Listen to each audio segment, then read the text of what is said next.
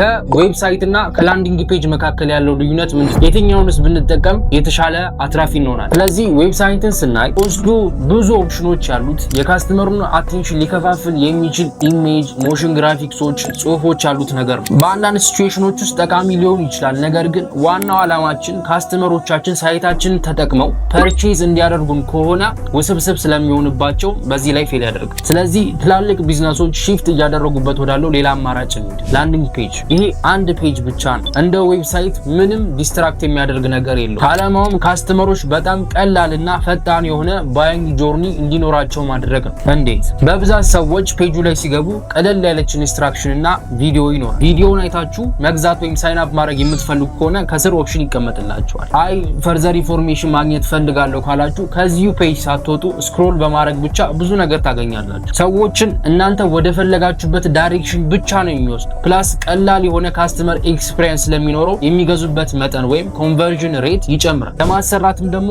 በጣም ቀላል ነው። የሆነ በአንድ ቀን አልቆ ወደ ስራ መግባት ይቻላል። ዌብሳይትን ልክ እንደ ሱፐርማርኬት ታስቡት። የምትፈልጉትን ነገር ለማግኘት ትንሽ ዞር ዞር ማለት አለባችሁ። ላንዲንግ ፔጅ ደግሞ ሰፈራችሁ እንዳለው ሱቅ ሁሌም የምትፈልጉት ነገር ፊት ለፊት ተቀምጦ ታዩታላችሁ። የእናንተ ምርጫ የትኛው ነው የሚሆነው?